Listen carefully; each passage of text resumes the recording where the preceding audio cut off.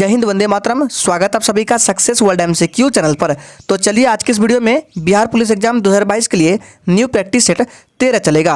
और फ्रेंड्स बहुत सारे स्टूडेंट कमेंट कर रहे हैं कि सर बिहार पुलिस का न्यू वैकेंसी कब तक आएगा। तो फ्रेंड्स आपको बता दें कि बिहार पुलिस का जो वैकेंसी का नोटिफिकेशन है वो सीएसबीसी द्वारा जारी किया जाता है और अभी सीएसबीसी द्वारा कोई नोटिफिकेशन जारी नहीं किया गया है, इसलिए आपको एग्जैक्ट कोई भी नहीं बता सकता है कि वैकेंसी कब तक आना है। और फ्रेंड्स आप जितने भी वीडियोज देखते हैं उन सभी में एक अनुमान के तौर पर बताया जाता है कि हाँ वैकेंसी इस वीक में या इस वीक में आ सकता है। तो फ्रेंड्स आपको मैं भी बता दूं कि वैकेंसी जो है मई के लास्ट वीक तक आ सकता है। अगर मई के लास्ट वीक नहीं आया तो 99% की चांस है कि जून के फर्स्ट वीक में आराम से आपको नोटिफिकेशन देखने को मिल जाएगा। इसलिए आप लोगों को अफवाहों में नहीं रहना है। और बता दें अब की बार बहुत ही बम्पर भर्ती निकल कर आने वाली है, इसलिए आप लोग तैयारी में अभी से लग जाइए क्योंकि बाद में तैयारी करने का मौका नहीं मिलता है। तो चलिए आज के सेशन को स्टार्ट करते हैं।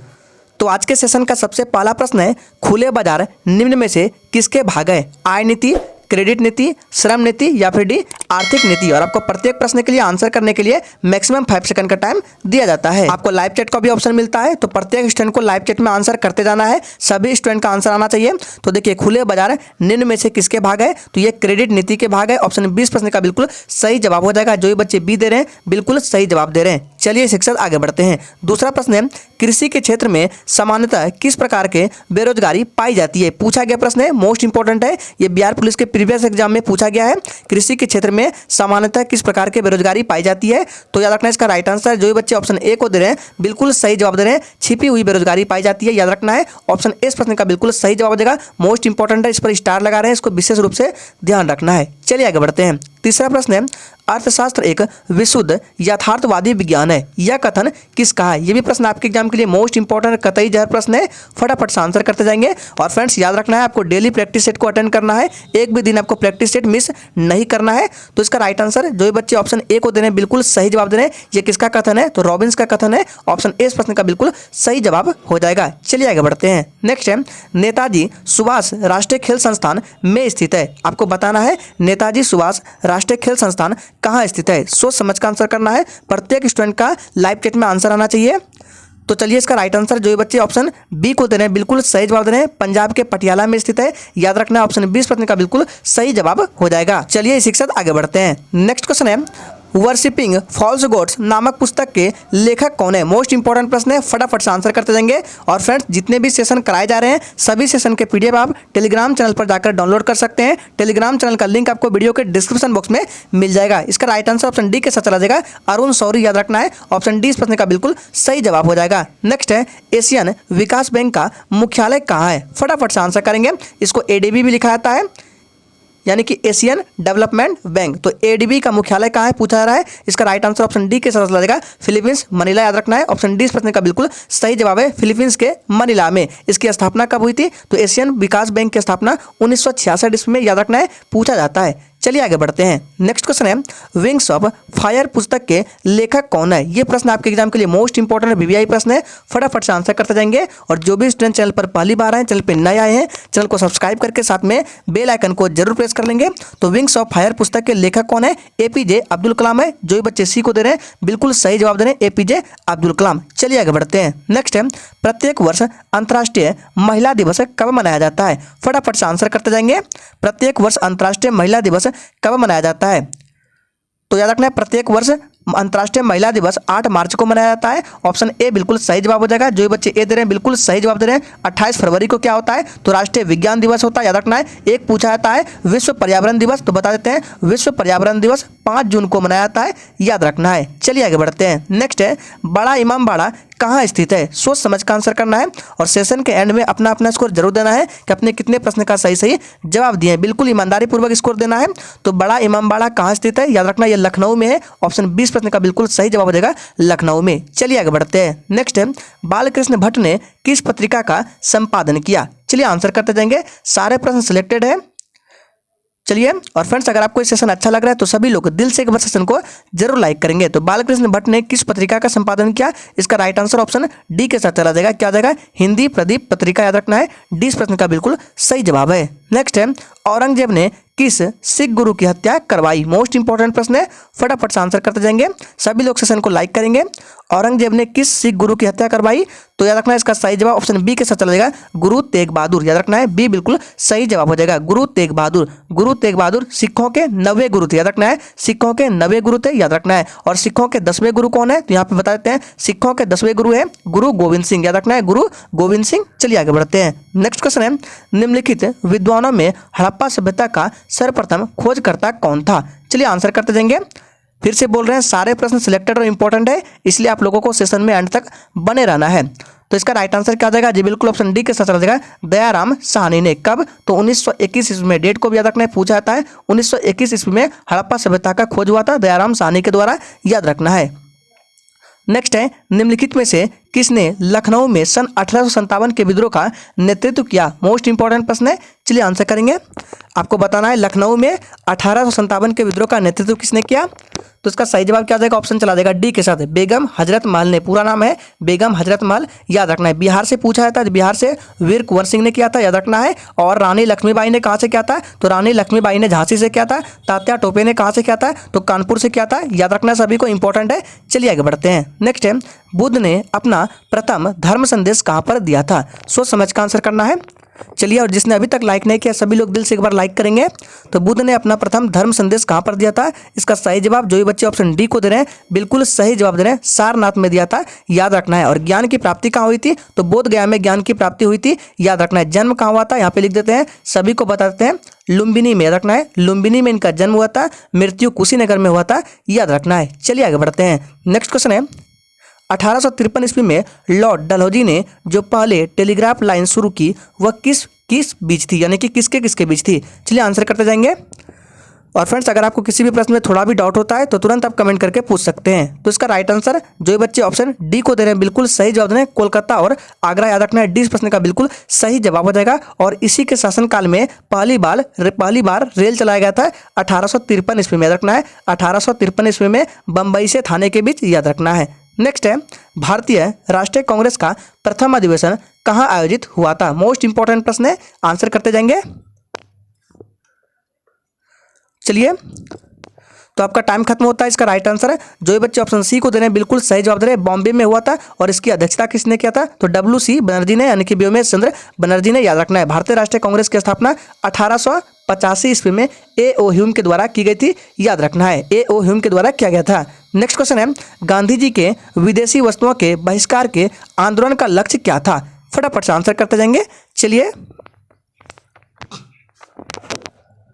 Times up. तो इसका राइट आंसर जो बच्चे डी को दे रहे हैं बिल्कुल सही जवाब दे रहे हैं। गांधी जी के विदेशी वस्तुओं के बहिष्कार का आंदोलन का लक्ष्य था कुटीर उद्योगों का प्रोत्साहन। ऑप्शन डी इस प्रश्न का बिल्कुल सही जवाब हो जाएगा। नेक्स्ट है, गुरु गोविंद सिंह द्वारा खालसा पंथ की स्थापना कब की गई थी? चलिए आंसर करते जाएंगे। गुरु गोविंद सिंह द्वारा खालसा पंथ की स्थापना कब की गई थी? तो याद रखना इसका सही जवाब ऑप्शन बी के साथ चला जाएगा, 1699 में। याद रखना ऑप्शन 20 प्रश्न का बिल्कुल सही जवाब हो जाएगा। गुरु गोविंद सिंह सिखों के 10वें गुरु थे, ये भी याद रखना है। नेक्स्ट है, प्रसिद्ध दिलवाड़ा मंदिर कहाँ स्थित है? सोच समझ का आंसर करना है। चलिए, आपका टाइम खत्म होता है। तो इसका राइट आंसर जो बच्चे ऑप्शन सी को दे रहे हैं बिल्कुल सही जवाब दे रहे हैं, राजस्थान में। याद रखना है राजस्थान में माउंट आबू पर्वत पर स्थित है दिलवाड़ा मंदिर, याद रखना है। चलिए आगे बढ़ते हैं। नेक्स्ट है, निम्नलिखित में से किसने सर्वप्रथम भारत के साथ व्यापार संबंध स्थापित किए थे? फटाफट से आंसर करते जाएंगे। निम्नलिखित में से किसने सर्वप्रथम भारत के साथ व्यापार संबंध स्थापित किए थे? तो इसका राइट आंसर जो बच्चे ऑप्शन डी को दे रहे हैं बिल्कुल सही जवाब दे रहे हैं, पुर्तगाली ने। याद रखना है कौन था पहला पुर्तगाली? तो वास्को डी गामा, जो कि 1498 ईस्वी में भारत आया था, याद रखना है वास्को डी गामा। नेक्स्ट है, राजा राम मोहन राय द्वारा ब्रह्म समाज की स्थापना कब की गई थी? फटाफट से आंसर करेंगे, आपको डेट बताना है। राजा राम मोहन राय द्वारा ब्रह्म समाज की स्थापना कब की गई थी? तो इसका सही जवाब जो बच्चे ऑप्शन सी को दे रहे हैं बिल्कुल सही जवाब दे रहे हैं, 1828 ईस्वी में। सी बिल्कुल सही जवाब हो जाएगा। और राजा राम मोहन राय को भारतीय पत्रकारिता का अग्रदूत भी कहा जाता है, याद रखना। एक प्रश्न यहाँ से बनता है, और आर्य समाज, याद रखना है आर्य समाज, तो ब्रह्म समाज के संस्थापक राजा राम मोहन राय हो जाएगा। और आर्य समाज के संस्थापक कौन हो जाएगा, तो दयानंद सरस्वती। 1875 ईस्वी, डेट को भी रखना है। 1875 ईस्वी में आर्य समाज की स्थापना की गई थी, किसके द्वारा, तो दयानंद सरस्वती के द्वारा। याद रखना है, वेदों की ओर लौटो, ये भी नारा दयानंद सरस्वती के द्वारा दिया गया था। नेक्स्ट है, संत कबीर के गुरु कौन थे, फटाफट से आंसर करते जाएंगे। संत कबीर के गुरु कौन थे, चलिए तो इसका सही जवाब जो बच्चे ऑप्शन बी को दे रहे हैं बिल्कुल सही जवाब दे रहे हैं, रामानंद। याद रखना है, बी बिल्कुल सही जवाब हो जाएगा। चलिए आगे बढ़ते हैं। नेक्स्ट है, हीराकुंड बांध किस नदी पर स्थित है, फटाफट से आंसर करते जाएंगे। हीराकुंड बांध जो है ये किस नदी पर स्थित है, गोदावरी, महानदी, दामोदर या फिर डी कोसी। तो इसका सही जवाब जो बच्चे ऑप्शन बी को दे रहे हैं बिल्कुल सही जवाब दे रहे हैं, महानदी। याद रखना है, किस राज्य में है हीराकुंड बांध, तो उड़ीसा राज्य में है। उड़ीसा की राजधानी दिसपुर। याद रखना है, उड़ीसा की राजधानी दिसपुर नहीं भुवनेश्वर हो जाएगा, असम की राजधानी दिसपुर। नेक्स्ट क्वेश्चन है, दो सागरों अथवा जलाशय को जोड़ने वाली संकरी जल पट्टी को क्या कहते हैं, चलिए आंसर करेंगे। दो सागरों अथवा जलाशय को जोड़ने वाली संकरी जल पट्टी को क्या कहते हैं, सोच समझ का आंसर करना है। तो इसका सही जवाब जो बच्चे बी को दे रहे हैं बिल्कुल सही जवाब दे रहे हैं, जल डमरू मध्य कहलाता है, बी बिल्कुल सही जवाब हो जाएगा। एक प्रश्न बनता है कि भारत और, याद रखना है कि भारत और श्रीलंका किस जल डमरू मध्य द्वारा पृथक होती है, तो याद रखना है पाक जल डमरू मध्य पूछा जाता है। भारत और श्रीलंका पाक जल डमरू मध्य द्वारा अलग होता है, याद रखना है। नेक्स्ट क्वेश्चन है, भूकंप की तीव्रता मापने के पैमाने को क्या कहा जाता है, चलिए आंसर करते जाएंगे, फटाफट से आंसर करते जाएंगे।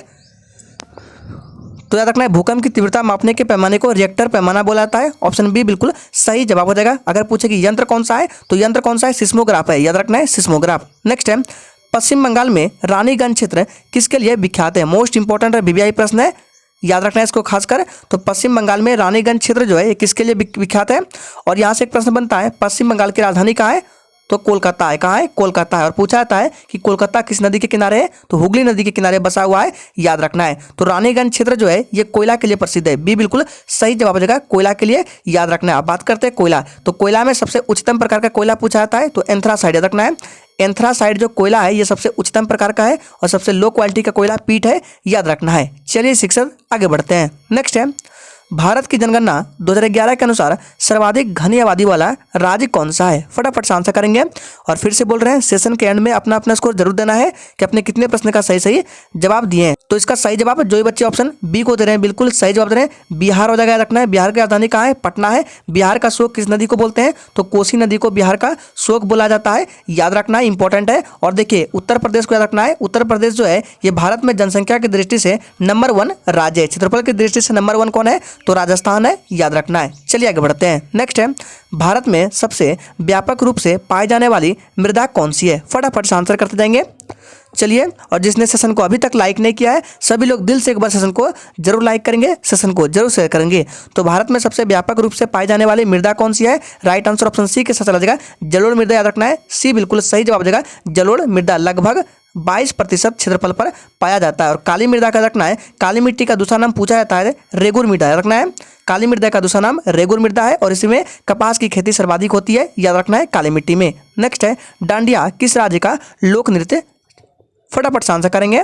डांडिया जो है किस राज्य का लोकप्रिय नृत्य है, तो याद रखना है इसका सही जवाब हो जाएगा गुजरात। याद रखना है, डांडिया और गरबा गुजरात हो जाएगा, ऑप्शन सी इस प्रश्न का बिल्कुल सही जवाब हो जाएगा। नेक्स्ट क्वेश्चन है, भारत में टेलीफोन की सेवाएं कब आरंभ हुई, चलिए आंसर करेंगे। भारत में टेलीफोन की सेवाएं कब आरंभ हुई, तो याद रखना है 1881 ईस्वी में, ऑप्शन बी बिल्कुल सही जवाब हो जाएगा, 1881 ईस्वी में। नेक्स्ट है, भारत के साथ बांग्लादेश की सीमा रेखा कितनी लंबी है, चलिए आंसर करते जाएंगे। भारत के साथ बांग्लादेश की सीमा रेखा कितनी लंबी है, तो इसका राइट आंसर जो बच्चे ऑप्शन बी को दे रहे हैं बिल्कुल सही जवाब दे रहे हैं, 4096 किलोमीटर। याद रखना है, और भारत और बांग्लादेश के बीच ये सबसे लंबी सीमा है, याद रखना है। सबसे कम किसके बीच है, तो अफगानिस्तान, यहाँ पे लिख देते हैं सबसे कम है अफगानिस्तान। और कितना है आप लोगों को कमेंट करना है, देखते हैं कितने बच्चे आंसर करते हैं। चलिए आगे बढ़ते हैं। नेक्स्ट है, भारतीय नागरिकों के मौलिक कर्तव्य की सूची संविधान में कब जोड़ी गई, मोस्ट इंपॉर्टेंट प्रश्न है, चलिए आंसर करेंगे। भारतीय नागरिकों के मौलिक कर्तव्यों की सूची संविधान में कब जोड़ी गई, तो याद रखना है 1976 ईस्वी में। और कौन सा संविधान संशोधन था, तो यहाँ पे लिख देते हैं 42वां संविधान संशोधन के तहत संविधान में मौलिक कर्तव्यों को ऐड किया गया था, याद रखना है। और किस भाग में है, तो 4 क में अनुच्छेद 51 क कौमे याद रखना है। और मौलिक कर्तव्य को किस देश से लिया गया है, तो रूस देश से लिया गया है। कितने मौलिक कर्तव्य, 11 मौलिक कर्तव्य याद रखना है। और पहले कितने थे, 10 थे। और 11वां मौलिक कर्तव्य जो है ये 86वां, यहाँ पे लिख देते हैं 86वां संविधान संशोधन के माध्यम से जोड़ा गया है 11वां मौलिक कर्तव्य, जो कि 2002 ईस्वी याद रखना है, 2002 ईस्वी में हुआ था 86वां संविधान संशोधन याद रखना है। नेक्स्ट है राष्ट्रीय मानव अधिकार उपयोग के अधिनियम 1993 के अनुसार निम्नलिखित में से कौन इस आयोग का अध्यक्ष बन सकता है। सारे ऑप्शंस को सही से पढ़िए और आप लोग थोड़ा सा कमेंट करके बताएंगे कि राष्ट्रीय मानव अधिकार का वर्तमान में अध्यक्ष कौन है। देखते हैं कितने बच्चे इसका आंसर कर पाते हैं। तो इसका सही जवाब ऑप्शन सी के साथ चल जाएगा, केवल भारत के सेवानिवृत्त मुख्य न्यायमूर्ति याद रखना है। सी इस प्रश्न का बिल्कुल सही जवाब हो जाएगा, याद रखना है। नेक्स्ट है भारतीय संविधान में कितनी भाषाएं क्षेत्रीय भाषाओं के रूप में मान्यता प्राप्त है। यानी कि आपको बताना है कि भारतीय संविधान में कितनी भाषाओं को क्षेत्रीय भाषाओं के रूप में मान्यता प्राप्त है। तो याद रखना है ऑप्शन डी हो जाएगा, 22 भाषा याद रखना है। डी बिल्कुल सही जवाब हो जाएगा, 22 भाषा 8वीं अनुसूची में याद रखना है। चलिए आगे बढ़ते हैं। नेक्स्ट है निम्न में से कौन से राष्ट्रपति लगातार 2 कार्यकाल के दौरान राष्ट्रपति पद पर बने रहे। सोच समझ का आंसर करना है। और जिसने अभी तक लाइक नहीं किया सभी लोग लाइक करेंगे सेशन को। तो इसका राइट आंसर क्या आ जाएगा, जी बिल्कुल ऑप्शन चला जाएगा सी के साथ, डॉक्टर राजेंद्र प्रसाद। ये भारत के प्रथम राष्ट्रपति थे, याद रखना है। सी इस प्रश्न का बिल्कुल सही जवाब हो जाएगा, याद रखना। और ये बिहार से थे, याद रखना ये भी। नेक्स्ट है राज्यसभा में मनोनीत सदस्यों की अधिकतम संख्या क्या होती है। चलिए आंसर करेंगे। राज्यसभा में मनोनीत सदस्यों की अधिकतम संख्या क्या होती है। तो याद रखना है इसका सही जवाब ऑप्शन बी के साथ चला जाएगा, 12 याद रखना है। 20 प्रश्न का बिल्कुल सही जवाब हो जाएगा, 12 याद रखना है। चलिए इसी के साथ आगे बढ़ते हैं। नेक्स्ट है पंचायती राज विषय निम्नलिखित में से किस सूची के अंतर्गत आता है। चलिए आंसर करते जाएंगे। पंचायती राज विषय निम्नलिखित में से किस सूची में सम्मिलित है। तो इसका सही जवाब जो बच्चे ऑप्शन बी को दे रहे हैं बिल्कुल सही जवाब दे रहे हैं, राज्य सूची याद रखना है। 20 प्रश्न का बिल्कुल सही जवाब हो जाएगा। और अनुच्छेद 40 याद रखना है। अनुच्छेद 40 में ग्राम पंचायत के गठन के बारे में बताया गया है, यह भी याद रखना है। चलिए आगे बढ़ते हैं। नेक्स्ट है निम्नलिखित में से किसकी संस्तुति पर भारतीय संविधान में मूल कर्तव्य शामिल किया गया। चलिए फटाफट से आंसर करेंगे।